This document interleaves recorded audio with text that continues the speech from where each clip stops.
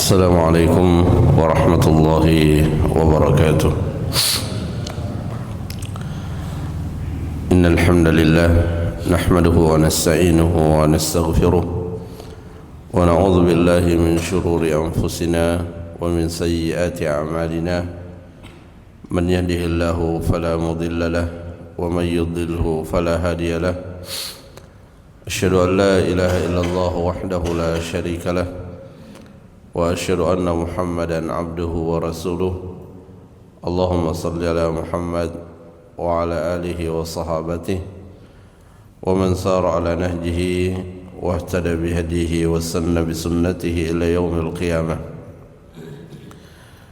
يا أيها الذين آمنوا اتقوا الله حق تقاته ولا تموتن إلا وأنتم مسلمون. اللهم علمنا بما ينفعنا وانفعنا بما علمتنا وزدنا علما وتوفيقا والحقنا بالصالحين. أما بعد، معاشر المسلمين jamaah salat subuh rahimani wa rahimakumullah. Alhamdulillah, pada kesempatan ini kita kembali memulai majelis ilmu kita pada penjelasan kitab Taysirul Karim Ar-Rahman fi Tafsir Kalamil Mannan yang ditulis oleh Syekh Abdurrahman bin Nasir As-Sa'di rahimahullah.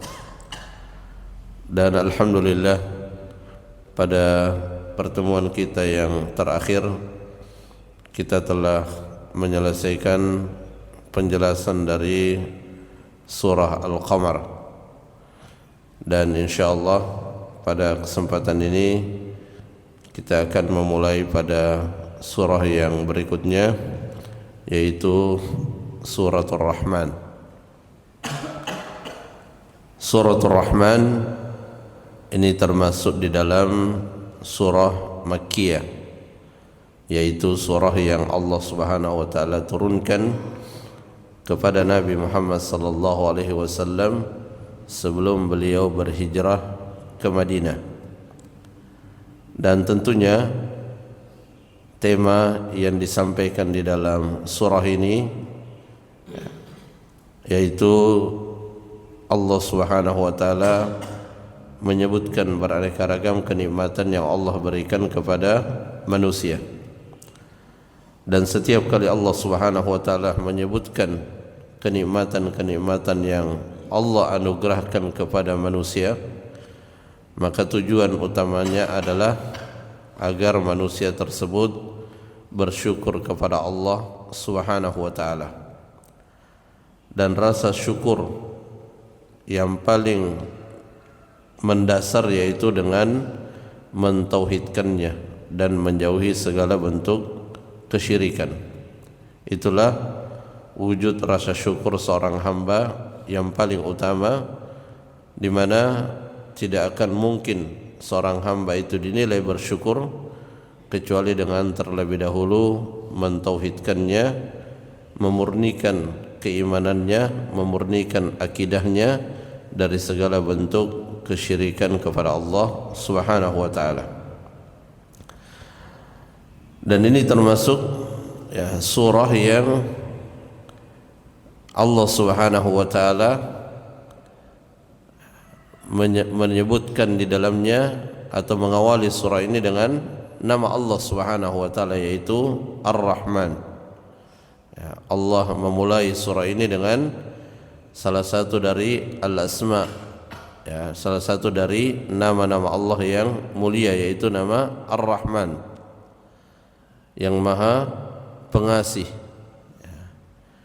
Di mana Ar-Rahman atau nama Allah yaitu Ar-Rahman itu di dalamnya terkandung sifat Allah Subhanahu wa taala. Jadi semua nama-nama Allah Subhanahu wa taala itu menjelaskan secara otomatis sifat-sifatnya. Jadi ketika dikatakan Ar-Rahman, Allah Subhanahu wa taala Maha Penyayang, Maha Pengasih, maka itu menunjukkan bahwa Allah memiliki sifat rahmat dan Allah merahmati hambanya. Sama halnya juga ketika disebutkan Al-Ghafur atau Al-Ghaffar, yang Maha Pengampun, maka itu berarti Allah memiliki sifat mengampuni dan Allah memberikan ampunan kepada hambanya. Dan kita diperintahkan oleh Allah Subhanahu wa taala untuk berdoa kepadanya dengan nama-nama tersebut sebagaimana disebutkan dalam Al-Qur'an, walillahil asmaul husna fad'uuhu biha. Ya, Allah Subhanahu wa taala memiliki nama-nama yang terbaik, maka berdoalah dengan nama-nama tersebut. Ya, bagaimana cara kita berdoa dengan nama tersebut? Yaitu dengan menyebutkan nama-nama tersebut di saat kita meminta kepada Allah Subhanahu wa taala. Ya, tentunya nama yang kita sebut itu sesuai dengan apa yang kita minta. Ketika kita meminta ampunan, maka kita sebut Al-Ghaffar. Allahumma ghafirli ya Ghaffar. Ya Allah, ampunilah dosa-dosaku wahai yang Maha Pengampun. Atau ya Ghaffar ighfirli, wahai yang Maha Pengampun, ampunilah dosa-dosaku. Dan nama Allah Subhanahu wa taala yaitu Ar-Rahman, ini menunjukkan luasnya rahmat Allah Subhanahu wa taala.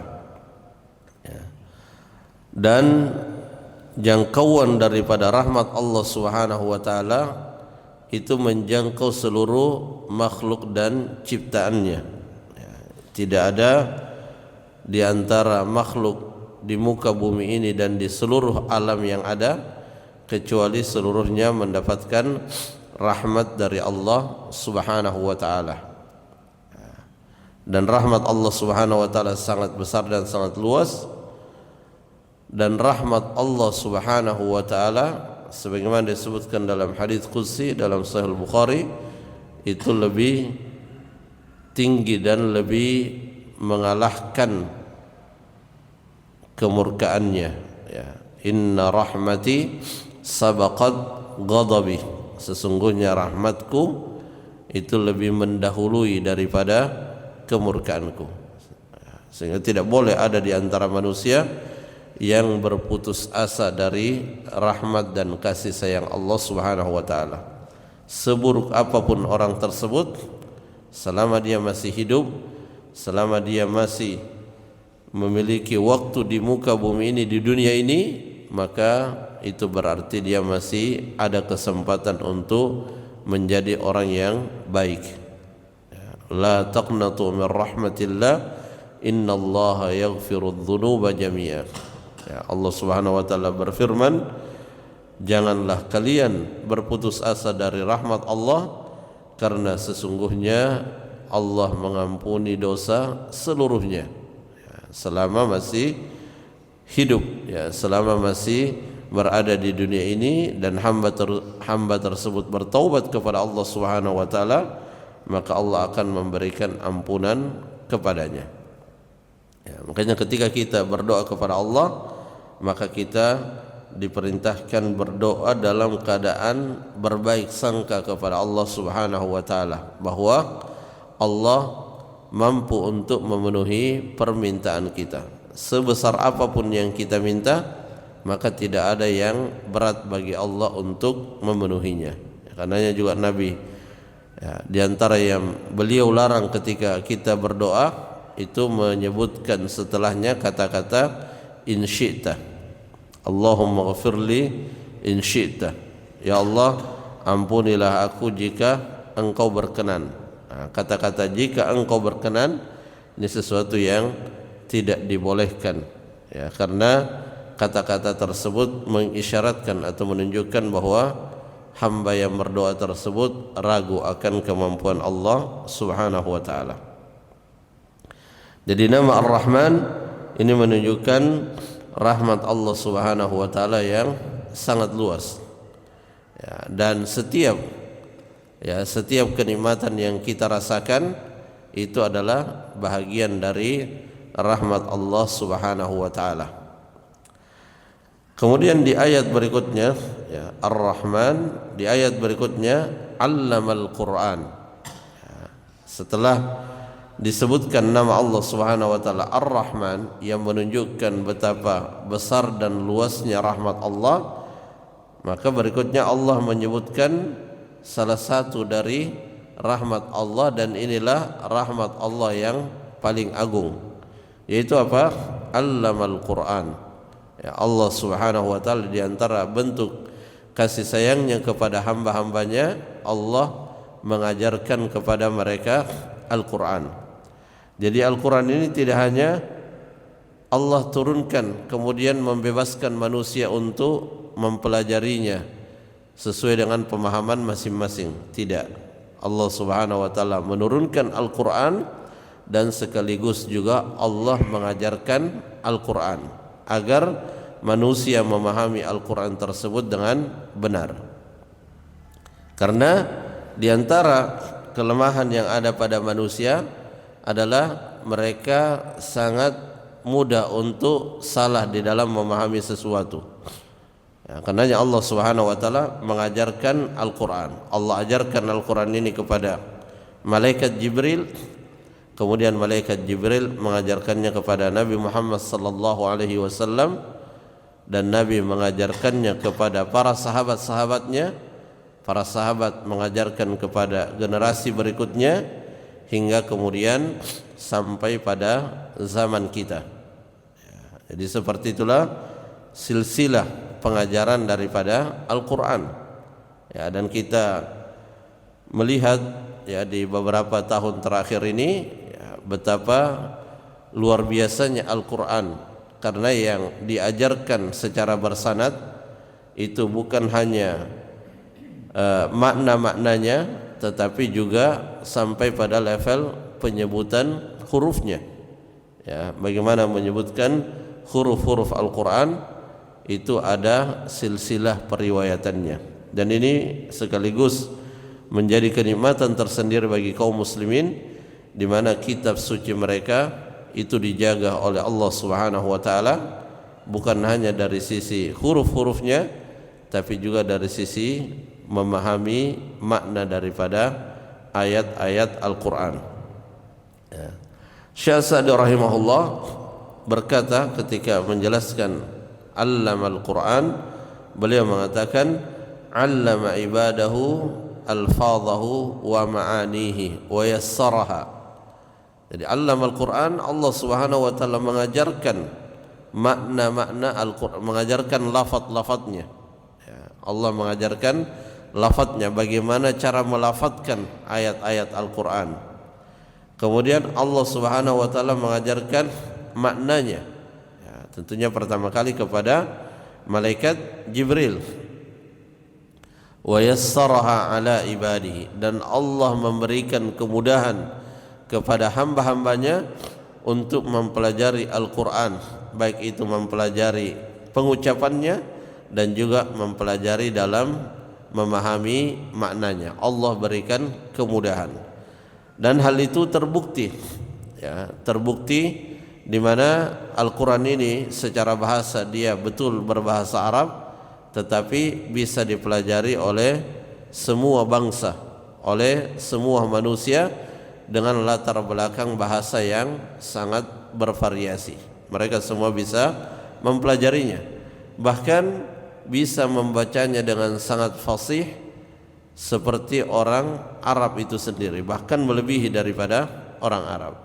Dan ini adalah bentuk kemudahan yang Allah berikan kepada kita kaum muslimin dalam mempelajari Al-Quran. Dan ini sudah kita sebutkan di dalam surah Al-Qamar pada firman Allah Subhanahu wa taala, wa laqad yassarna al-Qur'ana lidzikri fahal mim muddakir.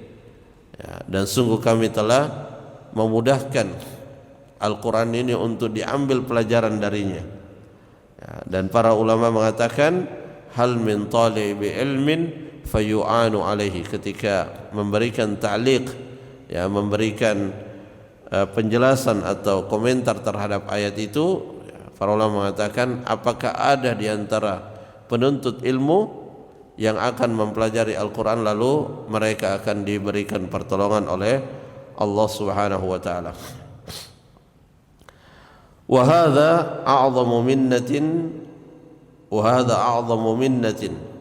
Dan inilah kenikmatan yang paling besar yang Allah berikan kepada hamba-hambanya.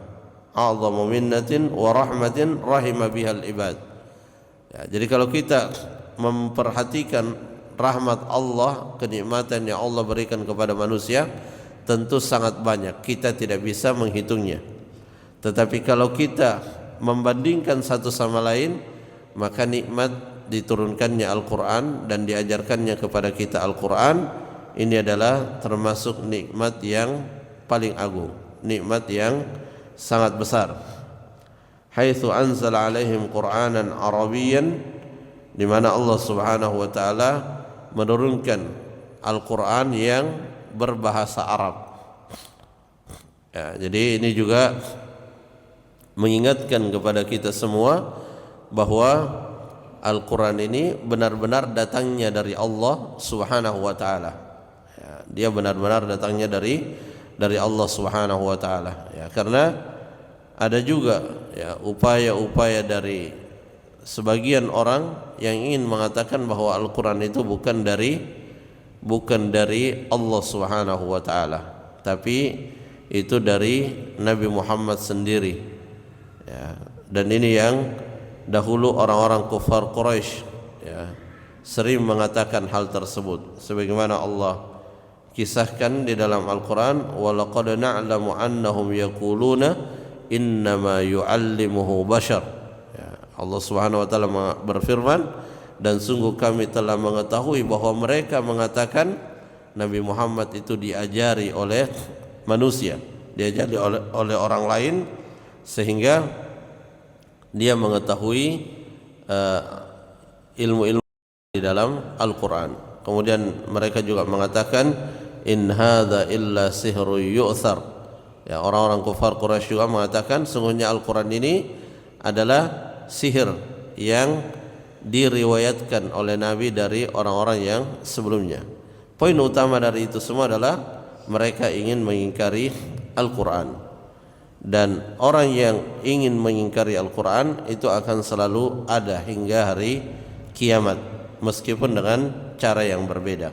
Tapi dengan ayat ini tegas dan jelas bahwa Al-Quran itu diturunkan oleh Allah, bahkan makna-makna yang ada di dalamnya itu juga diajarkan oleh Allah kepada Nabi Muhammad sallallahu alaihi wasallam.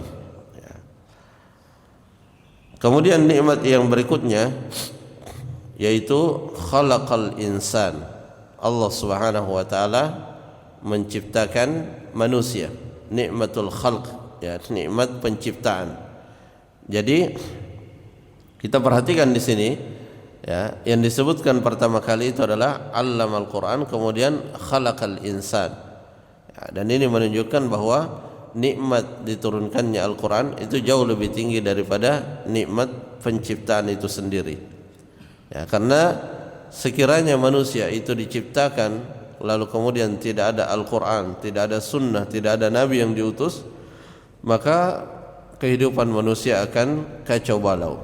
Ya, dan itulah yang Allah sebutkan di ayat yang lain, ketika ada di antara manusia yang enggan untuk mengikuti petunjuk, ya, tidak mau mengikuti petunjuk Al-Quran, sunnah Nabi sallallahu alaihi wasallam, tidak mau kembali kepada apa yang dahulu Nabi dan para sahabat berada di atasnya, maka Allah mengatakan kepada mereka, ulaika kal an'am bal hum adall. Mereka seperti hewan ternak, ya, bahkan lebih buruk daripada hewan ternak, karena hewan ternak memang tidak diberikan fasilitas seelit fasilitas yang didapatkan oleh manusia. Ya, manusia diberikan fasilitas yang sangat istimewa oleh Allah, tetapi perilaku dan perbuatan mereka itu sama seperti hewan ternak, yaitu ketika tidak mengikuti petunjuk yang dibawa oleh Nabi sallallahu alaihi wasallam.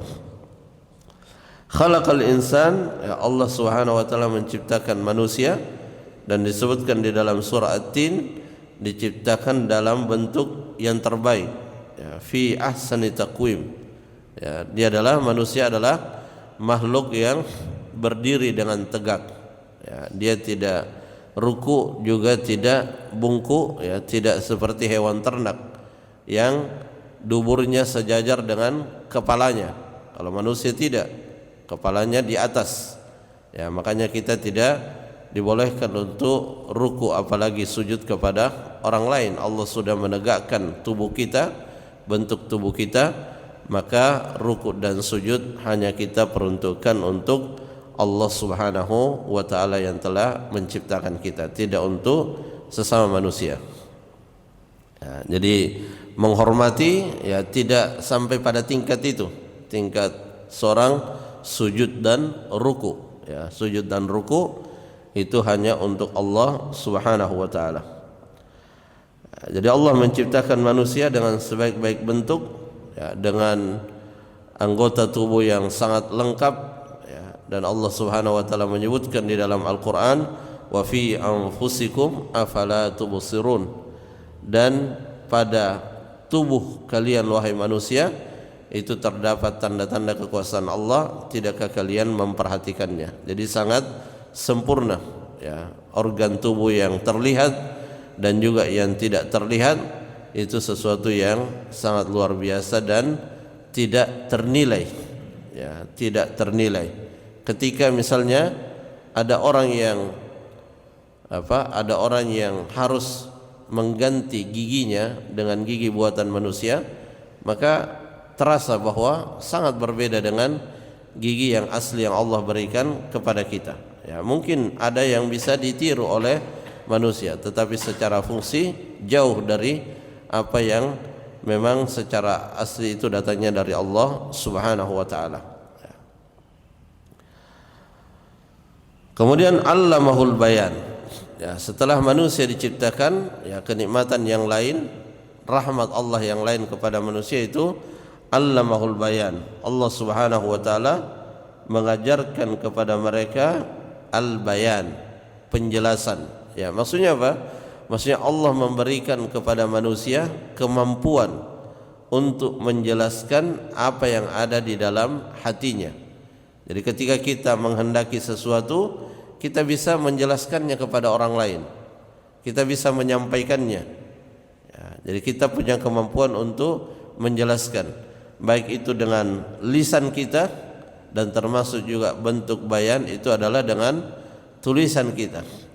Bahkan orang yang bisu sekalipun itu bisa menjelaskan dengan isyarat, yang mana bahasa isyaratnya orang bisu itu tidak semua bisa dimengerti oleh orang, ya, tetapi ada yang bisa memahaminya, dan itu bagian dari al-bayan, bagian dari penjelasan yang Allah anugerahkan kepada manusia. Ya, meskipun manusia bertingkat-tingkat di dalam urusan al-bayan ini, dalam urusan menjelaskan, ada yang sangat luar biasa dalam penjelasannya, sampai-sampai Nabi mengatakan inna minal bayani la sihr, sungguhnya di antara penjelasan itu dia seperti sihir, maksudnya bisa mempengaruhi orang lain secara terselubung. Dan juga termasuk di antara allamahul bayan, yaitu Allah Subhanahu wa taala memberikan kemampuan kepada manusia untuk memahami apa yang dijelaskan.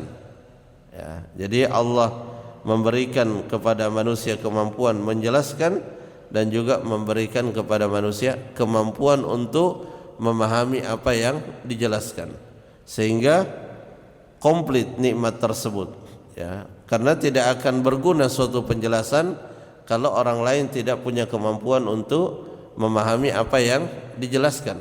Ya, ada orang misalnya datang ke pasar, dia ingin beli suatu barang, dia jelaskan barangnya seperti ini, dia punya kemampuan untuk menjelaskan, tapi yang mendengar lawan bicaranya itu tidak punya kemampuan untuk memahami apa yang dijelaskan, maka tidak berfungsi nikmat al-bayan kalau hanya dari satu sisi saja. Maka Allah Subhanahu wa taala mengajarkan dari dua sisi, dari sisi yang menjelaskan dan juga dari sisi yang mendengarkan. Yang menjelaskan diberikan kemampuan untuk bisa menjelaskan, yang mendengarkan diberikan kemampuan untuk bisa memahami apa yang dijelaskan. allamahu al-bayan. Kemudian kenikmatan yang berikutnya yaitu asy-syamsu wal qamaru bihusban. Asy-syams ya, matahari dan bulan. Bihusban. Ya, bihusban maksudnya bihisab. Ya, dengan perhitungan yang jitu, ya, dengan perhitungan yang sangat luar biasa, ya, di mana kedua makhluk Allah Subhanahu wa taala tersebut, matahari dan bulan itu berjalan bergerak dengan sangat tertib, ya, dari sejak adanya bumi ini sehingga hari ini, maka dia berjalan dengan sangat tertib, ya. Dia terbit, ya, matahari terbit di sebelah timur, kemudian terbenam di sebelah barat, itu secara teratur, ya, sesuai dengan apa yang telah Allah tetapkan, ya. Tidak, ya, matahari tidak pernah telat untuk terbit, ya. Ketika tiba waktunya terbit maka dia akan terbit, ketika tiba waktunya terbenam maka dia akan terbenam. Demikian pula bulan, ya, muncul dalam keadaan yang sangat kecil, bahkan tidak mudah terlihat dengan mata, ya, kemudian membesar, kemudian mencapai puncaknya, kemudian mengecil lagi. Itu semua, ya, semua itu adalah pengaturan dari Allah Subhanahu wa taala. Ya, dan Allah Subhanahu wa taala menyebutkan, ya, fungsi daripada matahari dan bulan di surah yang lain, huwallazi ja'ala asy-syamsa dhiya'an wal qamara nuran lita'lamu 'adada as-sinina wal hisab. Ya, dialah Allah Subhanahu wa taala yang telah menjadikan matahari dan bulan memiliki cahaya agar kalian mengetahui adad as-sinin, bilangan-bilangan tahun dan bulan. Ya, matahari memiliki fungsi, ya, kemudian bulan memiliki fungsi untuk membantu kita di dalam mengetahui awal bulan dan akhir bulan qamariyah. Ya, asy-syamsu wal qamaru bihusban. Kemudian wan najmu wasyajaru yasjudan. Kemudian Allah Subhanahu wa taala menyebutkan makhluknya yang lain, yaitu an-najm, bintang, ya. Kemudian asy-syajar, ya, pepohonan, ya, tumbuh-tumbuhan. Yasjudan, kedua makhluk tersebut sujud kepada Allah Subhanahu wa taala. Ya, hanya saja kita tidak mengetahui bagaimana model sujudnya, ya, sebagaimana juga Allah sebutkan di ayat yang lain, wa in min syai'in illa yusabbihu bihamdihi walakin la tafqahuna tasbihahum. Ya, tidak ada dari makhluk Allah Subhanahu wa taala kecuali semuanya bertasbih kepada Allah Subhanahu wa taala. Hanya saja kita tidak mengetahui bahasa mereka ketika mereka bertasbih kepada Allah Subhanahu wa taala. Maka bintang, demikian pula halnya pepohonan, itu keduanya yasjudan, sujud kepada Allah Subhanahu wa taala, tunduk dan patuh kepada Allah Subhanahu wa taala. Jadi kita lihat, ya, selain disebutkan kenikmatan-kenikmatan, ada disebutkan matahari,